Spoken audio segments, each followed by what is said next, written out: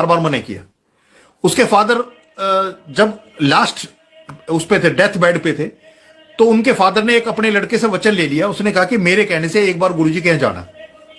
तो एक बार के लिए आए थे गुरुजी के यहाँ कि भाई मेरे फादर ने बोला, मैंने उनको एक कमिटमेंट कर दिया कि भाई एक बार गुरुजी के यहाँ जाऊंगा, तो एक बार के लिए आए थे।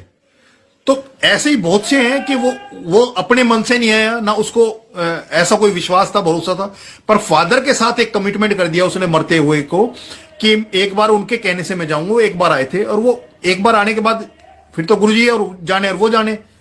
हमारी संगत में भी यही है कि गुरुजी ये कहते हैं एक बार किसी को मेरे दर पे ले आओ और छोड़ दो, बाकी उसने और मतलब हमारे बीच में कोई नहीं है तीसरा।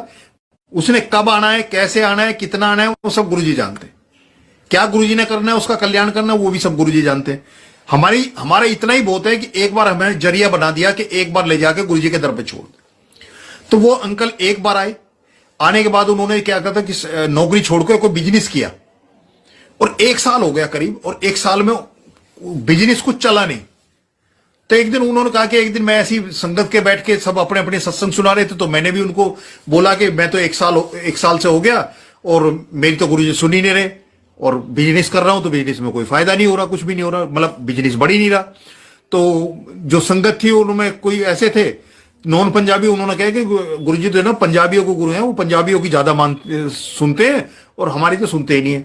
तो उसने कहा फिर क्या करें, कह रहे गुरुजी से लड़ाई कर ले, गुरुजी से बोल के मैंने नहीं आना आपके यहाँ, तो आप तो जो है ना पंजाबियों गुरु, आप हमारी तो सुनते नहीं, 1 साल हो गया। तो मैंने कह के कि मैंने नहीं आना गुरुजी, और वो अपने घर नहीं आया मंदिर।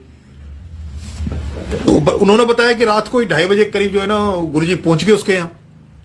तो वो बता रहे हैं कि डबल बेड पे उनकी वो सोए भी हुए हैं और साथ में गुरुजी बैठे हुए हैं, और उसके साथ वो भी बैठे हुए हैं। जो हमारी सोल है ना, जिसकी प्योरिटी की बात आ रही है, तो जो इसका पंचभूत शरीर है वो उनको बेड पे दिखाई दे रहा पड़ा हुआ, और वो साथ में बैठे हुए हैं, गुरुजी बैठे हुए हैं। तो गुरुजी बोलते हैं भाई तू नाराज क्यों आना छोड़ रहा है। उसने कहा गुरुजी आप जो है ना 1 साल हो गया मेरी, तो आप तो सुनते ही नहीं हो आप।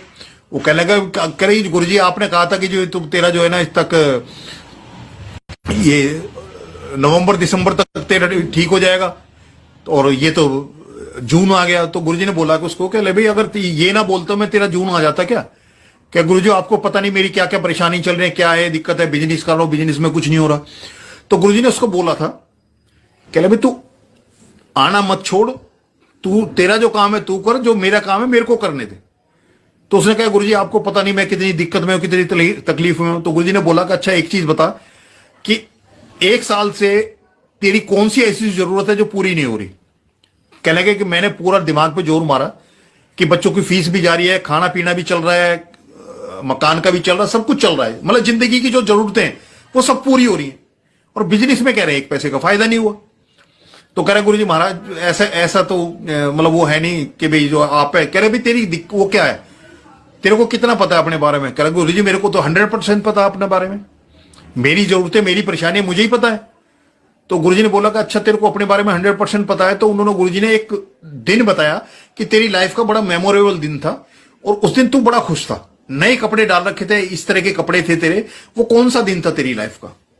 कह रहे मैंने सारा दिमाग पे जोर लगाया लेकिन मेरे को वो दिन याद नहीं आया। तो फिर गुरुजी ने जैसे पिक्चर चलती है ना ऐसे दिखाया सामने, वो दिन दिखाया, वो ओकेजन दिखाया, वो कपड़े दिखाए, सब कुछ दिखाया गुरुजी ने।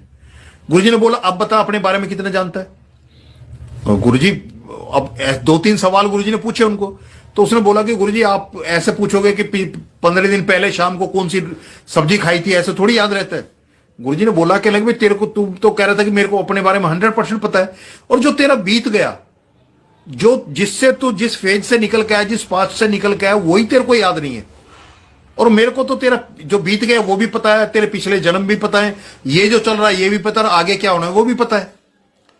तो उसने बोला कि गुरुजी इस हिसाब से तो मेरे को 0% भी नहीं पता अपने बारे में।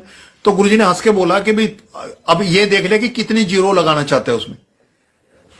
गुरुजी ने बोला उसको कि जो जिसके लिए तू नाराज हो रहा है, आना छोड़ रहा है, तेरी जो जरूरतें हैं, जो परेशानी है, मैंने जो तेरे उसमें रीराइट कर दिया है, जो लिखा हुआ था उसको मिटा के नया जो लिखा है उसका सिर्फ 5% है। मैं तेरे को अभी 10% दे देता हूं, पर वो तेरा 90% जो मैं देना चाहता हूं वो खत्म। तेरा जो मैं देना चाहता हूं तेरे को और जो तू मांग रहा है उसका सिर्फ 5% है। कह रहा मैं अभी वो 100% हटा के उसमें 10% रहने देता हूं, मतलब 1 जीरो खत्म कर देता हूं और वो तेरे को मैं अभी दे देता हूं, बोल कैसे लेगा। तो तब उसने गुरुजी को बोला कि गुरुजी महाराज, कह रहे आगे क्या होना है वो तो मेरे को पता है ना। तो तब ये होता है कि हमारे साथ भी यही है कि हम मांग करते हैं, हमें ये नहीं पता अगला पल क्या है हमारे होने जा रहा है। क्योंकि गुरुजी की जो प्रायोरिटी है, जिसको भी गुरुजी अपने दर पे बुलाते हैं उसकी प्रायोरिटी क्या है, सबसे पहले जिंदगी होनी चाहिए, सांसें हमारे पास होनी चाहिए। अगर सांस ही नहीं है तो आस भी नहीं है। सांस के साथ आस होती है, जब सांस ही नहीं है तो आस क्या करनी।